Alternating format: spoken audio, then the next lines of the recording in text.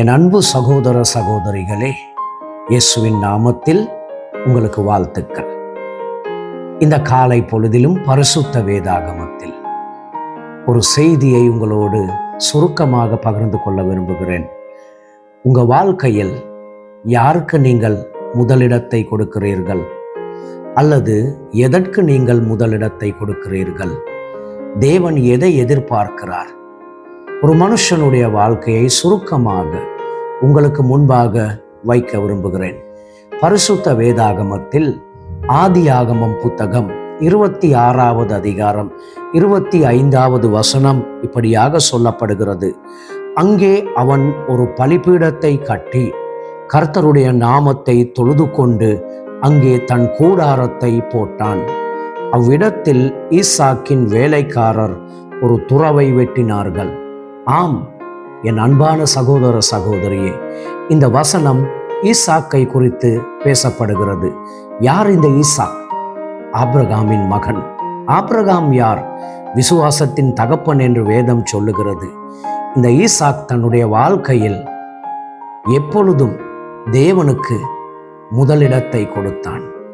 அவன் புதிதாக குடியிருக்க போகும் ஒவ்வொரு தேசத்திலும் அல்லது ஒவ்வொரு இடத்திலும் முதலாவது அவன் செய்தது கர்த்தருக்கு ஒரு பலிபீடத்தை கட்டினான். பலிபீடத்தை கட்டி கர்த்தருடைய நாமத்தை அவன் தொழுது கொண்டான். அதன் அர்த்தம் என்ன? தன்னுடைய வாழ்க்கையில் முதலிடத்தை அவன் தேவனுக்கு கொடுத்தான். இன்றைக்கு என் அன்பு சகோதர சகோதரியே, உங்களுடைய வாழ்க்கையில் முதலிடத்தை தேவன் விரும்புகிறார். முதலிடத்தை தேவன் எதிர்பார்க்கிறார். ஈசாக்கை போல நீங்களும் உங்கள் வாழ்க்கையில் என்ன செய்ய போனாலும் எப்பொழுதும் முதலிடத்தை தேவனுக்கு கொடுப்பீர்களா? இரண்டாவதாக ஈசாக்கு ஒரு கூடாரத்தை போட்டான். அதன் அர்த்தம் இரண்டாவதாக தன் குடும்பத்தை அவன் நேசித்தான். குடும்பத்துக்கு இரண்டாவது இடத்தை கொடுத்தான்.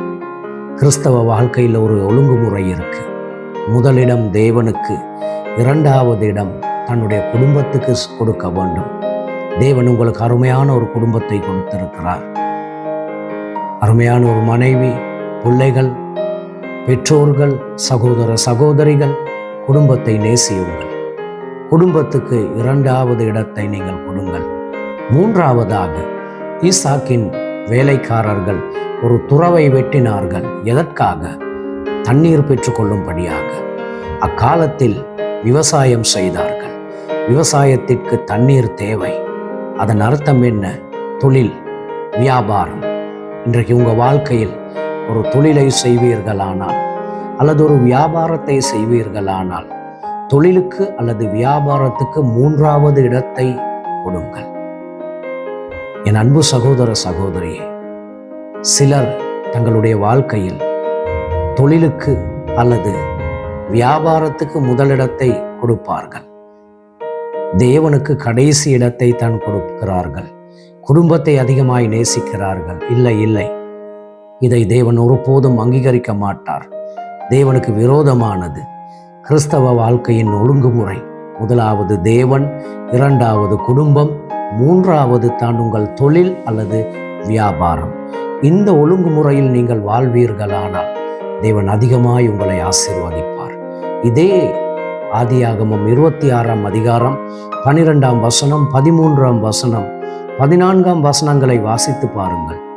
வேதம் சொல்லுகிறது, ஈசாக்கின் நாட்களில் தேசத்தில் கொடிய பஞ்சம் வந்தது, வறட்சி ஏற்பட்டது. அந்நாட்களில் ஈசாக்கு விதை விதைத்தான். கர்த்தர் நூறத்தனையாய் ஆசீர்வதித்தார். வர வர அவன் விருத்தி அடைந்து மகா ஐஸ்வர்யவானான் என்று வேதம் சொல்லுகிறது. ஆம், என் அன்பு சகோதர சகோதரியே, இன்றைக்கு தேவனுடைய வார்த்தைக்கு கீழ்ப்படிந்து கர்த்தருக்கு முதலிடத்தையும், இரண்டாவது குடும்பத்தையும், மூன்றாவது உங்கள் தொழிலுக்கும் கொடுப்பீர்களானால் தேவன் உங்களையும் ஈசாக்கை போல ஆசீர்வதிப்பார். இந்த ஒழுங்குமுறையை கடைபிடியுங்கள். இதன்படி உங்களுடைய வாழ்க்கையை திருத்திக் கொண்டு கர்த்தருக்குள் வாழுங்கள். தேவன் உங்களையும் உங்கள் குடும்பத்தையும் கையிட்டு செய்கின்ற காரியங்களையும் நிறைவாய் ஆசீர்வதிப்பாராக. God bless you.